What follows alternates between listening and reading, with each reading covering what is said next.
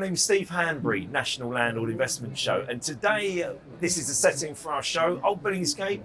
We've got Tower Bridge just there, we've got the Shard, we've got HMS Belfast. It's a really sunny day, and I'm delighted to be joined with Dale Smith of Host and Stay, talking everything short lets. No, thanks for having me, Steve. Lovely to have you with us. Cool, thank so, you. what changes have you seen in the property investment sector in the last 24 to 36 months? Been interesting times, really. I would have said high highs and low lows. So, certainly during the COVID period, we saw a dip away in the short lets, both obviously tourism with being closed, but also in the corporate bookings as well.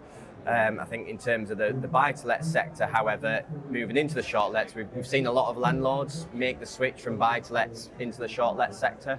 I think probably increased regulation from government, becoming more difficult perhaps to move tenants on.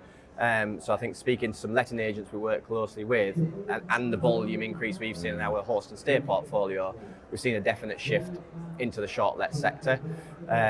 That's been great for us. Our portfolio's grown by over 300 properties in the last 24 months. But with that, we've also seen quite a lot of pent-up demand. So post-COVID, we've seen higher nightly rates, higher occupancies, definitely across the second half of 2021. This year, however, we're kind of starting to get back to normal occupancy. So 2019 occupancies, nightly rates are starting to slow a little bit. We're certainly competing with overseas travel again on the tourist side. You know, I've travelled quite a bit this year in terms of going abroad. The airplanes are full again. So we're trying to educate our owners, and certainly some of those that have made the shift from buy-to-let to short lets, that the high rates we saw last year and the super high occupancies are not the norm. It's kind of a post-COVID trend. So there's a lot of rebalancing for the short let sector to do, I think.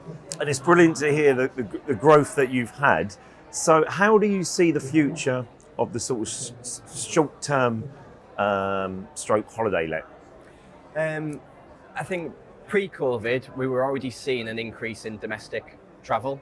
So we saw better performance in 2019 than 2018 and 2018 versus 2017. So there was a definite upward trend in occupancy in rates. And we're seeing that continue. So as I said, occupancy is back to sort of 2019 level, but rates are higher. There's been an increased standard in the market as well. We've seen a lot more short lets, holiday lets come to market. The standard and the bar's been raised, which is also driving those rates. So we're pretty bullish in terms of what the future looks like for the holiday let side. I think from a short let serviced accommodation, more urban centre, corporate travel is back on the up. For 2 years, corporate travel pretty much disappeared. Places like this in London, occupancies were super low. Yeah. Hotels running at probably 50% occupancy. One, because they couldn't get staff and probably still are struggling to do so, but we're starting to see that turn around now. So I think the future's bright for the short let sector. Our biggest challenge is staffing. Yeah. Can we get enough housekeepers? Can we get enough maintenance guys? Guest relations, advisors on the telephone. Across the hospitality sector in general, recruitment is difficult, and I think that's the only thing that potentially can hold us back over the coming years is, can we get a big enough workforce to service the demand, really? So what would you say are the three key takeaways for a successful short-term letting stroke holiday letting?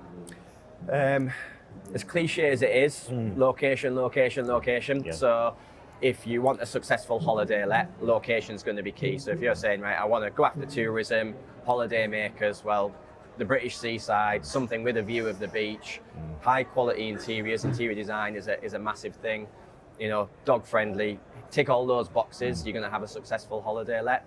If it's short-term accommodation, going after the kind of corporate contractor market, again, location is what city you're operating in, how many cranes are in the sky with work going on. That's going to show you if there's demand there. So location is definitely key.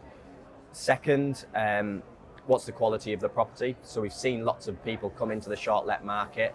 We've seen the bar raised in terms of standards. So it's really looking, saying, right, how do I set myself out from the crowd? Because there is a lot of stuff looking quite similar. So it's really looking at your market and saying, right, how do I make sure I'm in that top 10, top 15%? Why is someone going to pick my property? And a lot of that comes down to the interior design. So that's a big thing. And then third is professional photography. So I see so many listings on Airbnb, Booking.com, terrible photographs taken with an iPhone, wrong ratios.